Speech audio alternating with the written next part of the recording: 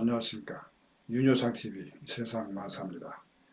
오늘은 사랑했던 사람을 사후 세계에서 다시 만날 수 있을까? 이런 내용입니다. 2008년도에 중국 베이징에서 올림픽 대회가 개최되었습니다. 거기 역도 경기 최중량급에서 독일 선수가 금메달을 획득했습니다. 그런데 그 선수의 사랑했던 아내가 그 전해에 교통사고로 사망했습니다. 그 선수는 금메달을 죽은 아내에게 바친다는 말을 했습니다. 그러면서 그 독일 선수는 말하기를 언젠가는 그 사랑했던 아내를 다시 만날 수 있으리라는 확신을 가지고 있다고 얘기했습니다. 그냥 말한 게 아니라 확신이 있다고 얘기했어요. 이런 비슷한 느낌을 저도 개인적으로 경험한 적이 있습니다. 상갓집 문상을 갈 때 그 고인을 언젠가는 만날 수 있으리라는 확신까지는 아니지만 만날 수 있을 것이라는 생각이 드는 경우가 많이 있었습니다. 과학적인 관점에서 볼 때 죽은 뒤에 사람들이 다시 만난다는 증거는 물론 없습니다. 현대과학은 죽음을 인간의 의식의 종말로 봅니다. 우리가 현재 경험하는 방식으로 개인의 정체성이 지속된다는 과학적인 증거는 없습니다. 그런데 종교에서는 과학과 다르게 생각을 합니다. 기독교에서는 신앙을 가진 사람들이 천국에서 사랑하는 사람을 다시 만날 수 있다고 얘기를 합니다. 이슬람 역시 의로운 사람들이 내세에서 제외할 것을 약속합니다. 불교와 힌두교는 환생을 얘기합니다. 이는 영혼이 여러 생을 거쳐서 다시 만날 수 있다는 가능성을 뜻합니다.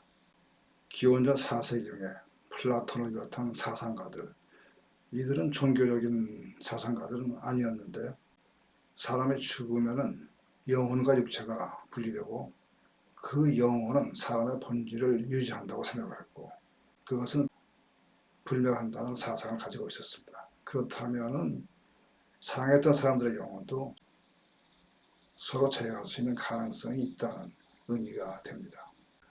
아까 말씀드린 독일 역도 선수, 사랑했던 아내를 다시 만날 수 있다는 확신, 그것은 종교적인 신념에서 나온 것일 수도 있고 종교를 떠나서도 그런 생각을 가질 수 있습니다.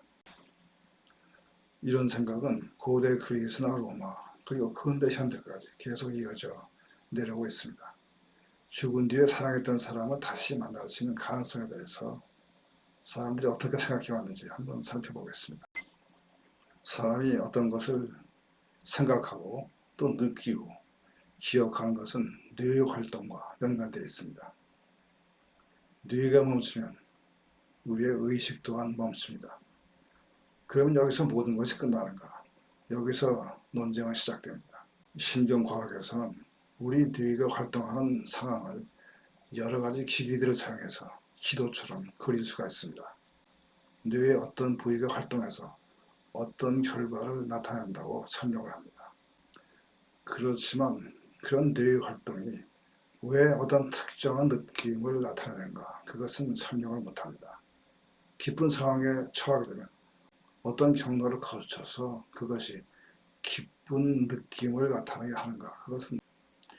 그것은 설명을 하지 못합니다.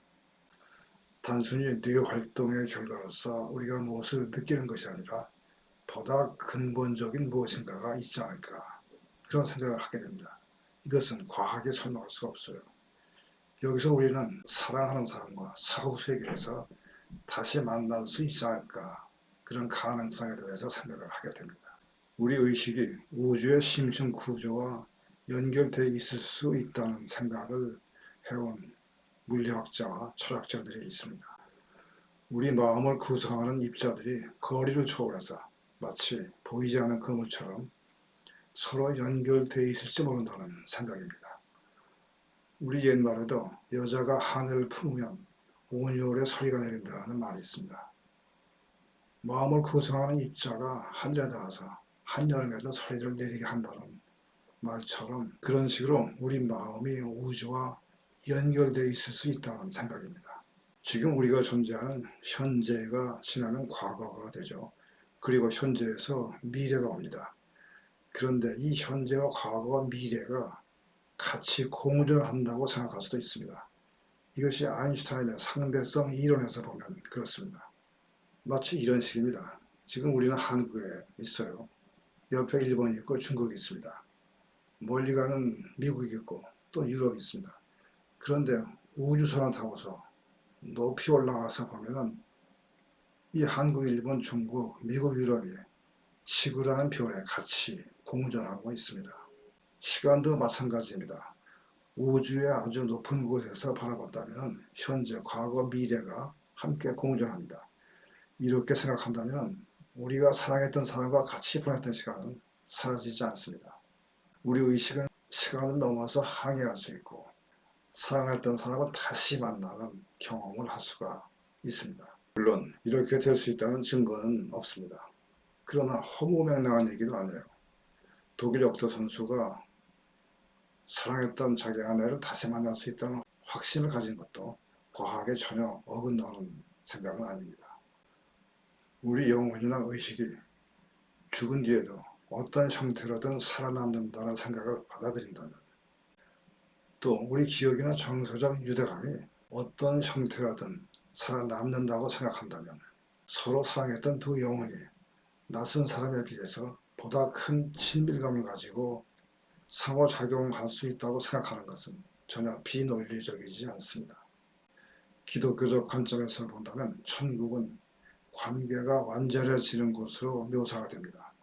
나와 신과의 관계가 완전해지듯이 사랑했던 사람과의 관계도 보다 정화되어서 다시 만날 수 있다는 생각을 할 수가 있습니다.